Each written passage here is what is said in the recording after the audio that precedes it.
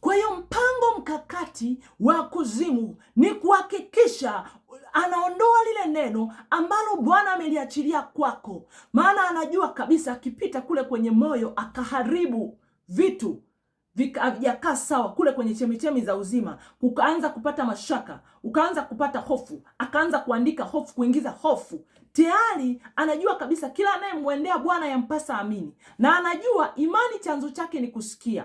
Ukisoma katika Waebrania sura ya 4 mstari wa 1 mpaka wa 4, utasoma mwenyewe hapo, utaona kabisa anasema wale waliolisikia lile neno ama halikuchanganyikana na imani yao. Ukiendelea kusoma pale utaona.